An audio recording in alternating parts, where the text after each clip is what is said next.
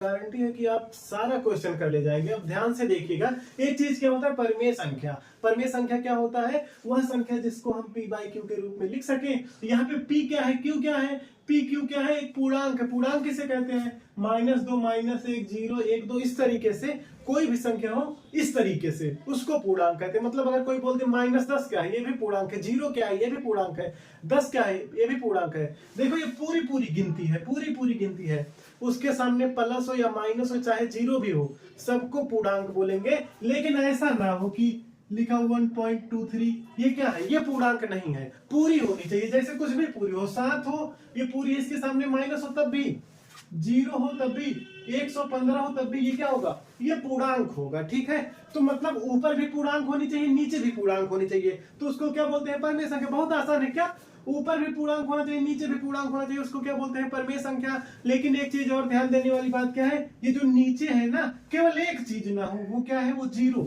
ये जो नीचे हर बार है ना, हर क्या होता है? 0 नहीं होना चाहिए। उसके बाद चाहे जो पूर्णांक हो जाएगा। अब देखिए इसमें क्या है, ये 3/4 देखो, 3 ऊपर पूर्णांक है, नीचे भी पूर्णांक, ये क्या होगा? परिमेय संख्या।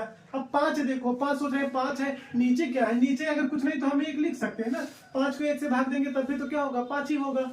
तो इसका मतलब ये भी क्या है? पूर्णांक है। ऊपर भी 5, नीचे भी 1, तो ये क्या हो गया? पूर्णांक। अब 0 देखिए, 0 अब अकेले आप सोचोगे नहीं है, लेकिन ये भी है क्या? 0 को भी 1 से भाग दे सकते हैं, 0/1। अब देखिए 0 पूर्णांक है। एक जगह बोला था कि 0 नहीं होना चाहिए, लेकिन वो क्या है? नीचे वाला 0 नहीं होना चाहिए, ये तो ऊपर है ना, एक नीचे है, तो 0/1 ये भी क्या होगा? परिमेय संख्या। ऐसे देखिए -3 क्या होता है? पूर्णांक होता है। देखो -2 है तो -3 भी पूर्णांक होगा। बताया ना, केवल पूरी गिनती होनी चाहिए, प्लस माइनस का कोई लेना ही देना नहीं। तो -3/2 ये भी क्या होगा? पूर्णांक होगा।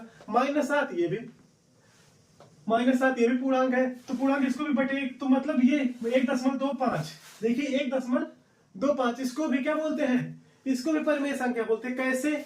1.25 है ना, 1.25। अब इसमें 100 से ऊपर गुणा करो, 100 से नीचे गुणा करो। जब यहाँ 100 से गुणा करेंगे क्या हो जाएगा? 125, और नीचे क्या हो जाएगा? 100। ये देखिए 125 पूर्णांक होता है कि नहीं? 100 क्या होता है? पूर्णांक होता है। तो ये भी क्या हो जाएगा? परिमेय संख्या हो जाएगा, परिमेय संख्या हो जाएगा। ठीक है, 1.25 को हम पूर्णांक नहीं कहेंगे, लेकिन परिमेय संख्या कहेंगे।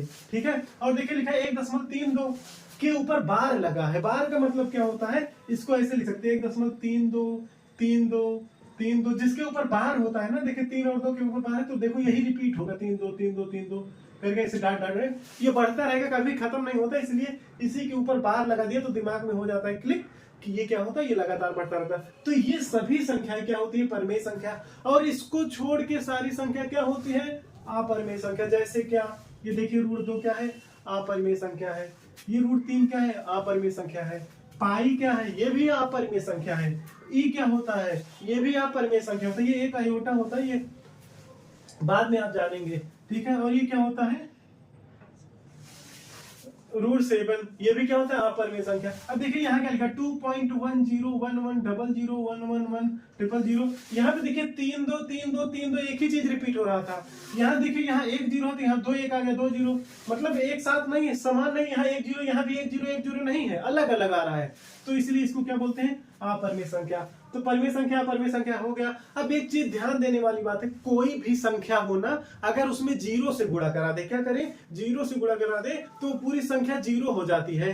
ठीक है, पहले याद हो गया ना, 0 से गुणा करेंगे तो संख्या पूरी 0 हो जाती है। और दूसरा क्या है? अगर किसी संख्या को ना उसी संख्या से भाग दे दो, ठीक है, एक संख्या है और खुद को खुद से ही उसी संख्या से भाग दोगे तो हमेशा क्या आ जाएगा? 1 आ जाएगा। ठीक है, और किसी संख्या में उसी संख्या से गुणा करोगे तो उसका क्या हो जाता है? वर्ग हो जाता है। ठीक है, तो ध्यान देने वाली बात क्या है?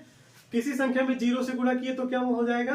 वो 0 हो जाएगा। उसी संख्या को उसी संख्या से भाग देंगे तो क्या हो जाएगा? 1 आ जाएगा। ठीक है, कोई भी संख्या उसको उसी से भाग दोगे क्या हो जाएगा? 1 आ जाएगा। तो अब ध्यान दीजिए क्या है। अब देखिए हमें बताना क्वेश्चन क्या है ना, कि कौन कौन संख्या परिमेय और अपरिमेय है। ये देखिए ऐसे दिया है, इसमें से ये बताना है कि कौन इसमें से परिमेय है, कौन अपरिमेय है।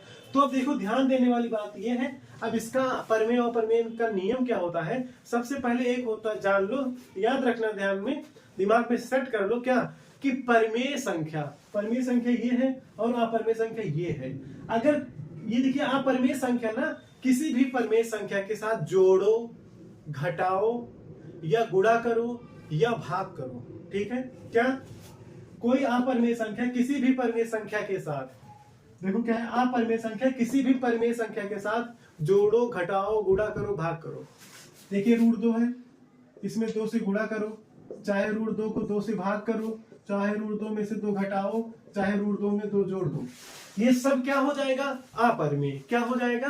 अपरिमेय। एक परिमेय है, एक अपरिमेय, दोनों के मिक्सचर से जो भी बनेगा, ठीक है, एक एक से, वो क्या होगा? अपरिमेय। लेकिन ध्यान देने वाली बात क्या है, क्या अब जैसे √3 है और इसी में √3 से भाग दे दिए, क्या कर दिए? √3 से भाग दे दिए। अगर दोनों आ गया तो ये क्या हो जाएगा? एक। ये ध्यान देने वाली बात है कि अपरिमेय को अपरिमेय से ही, इसी वाले से √3 है, 3 से ही भाग दे दिए तो क्या हो गया? ये तो एक आ गया, ये तो क्या हो गया? परिमेय संख्या हो गया। लेकिन अब यही देखिए, √3 को अगर √5 से भाग देंगे, ये दोनों अपरिमेय है। क्या है? दोनों अपरिमेय। देखिए √3 भी अपरिमेय है, √5 भी क्या होता है? अपरिमेय। तो √3 और √5 को अपरिमेय है। अब देखो अलग अलग है ना, जब अलग अलग अपरिमेय होंगे, ध्यान देना, अलग अलग अपरिमेय, एक ही नहीं, अलग अलग। अगर दोनों अलग है, चाहे उनको जोड़ो, घटाओ, गुणा करो, भाग करो, ठीक है, क्या जोड़ो, घटाओ, गुणा करो, भाग करो, तब भी क्या होगा? वो अपरिमेय ही रहेगा। ठीक है, क्या वो अपरिमेय ही रहेगा। लेकिन एक चीज फिर ध्यान देने वाली बात है कि कैसे, यहाँ पे देखिए √3 लिखा है, ठीक है, और यहाँ पे लिखा है √12। क्या है? √12। अब इसमें ध्यान देने वाली बात क्या है, यहां √3 ऊपर रहेगा ही रहेगा। √12 को क्या लिख सकते हैं? 3 × 4। देखिए अंदर में तो ऊपर √3 हो गया, एक इसको अलग अलग कर सकते हैं। कैसे? √3 × √4। ठीक है, देखिए √3 सेम हो गया, ये हो गया, कट जाएगा। अब ऊपर बचेगा 1, और √4 की वैल्यू, 4 का वर्गमूल क्या होता है? 2। ये आ गया 1/2। लेकिन अब ये 1/2 क्या है? 1/2 क्या है? परिमेय संख्या है। क्या है? परिमेय संख्या। ठीक है, 1/2 क्या है? परिमेय संख्या है। तो ध्यान देना है कि इसको सॉल्व करके हमें दिखाना है कि क्या है, ये परिमेय है कि अपरिमेय है। लेकिन अगर दो परिमेय संख्या जोड़ा या घटाया जा रहा है तो बिंदास सीधा उसको क्या कर दो? क्या अपरिमेय कर दो। लेकिन ध्यान देने वाली, खुद में से खुद को ना घटाया जाए। अब बताओ, खुद को खुद में से घटा दोगे तो वो 0 नहीं आ जाएगा, चाहे वो परिमेय हो या अपरिमेय हो। अब सोचो ना, √3 में से √3 घटाओगे तो क्या आएगा? 0। अब बताओ ये क्या होगा?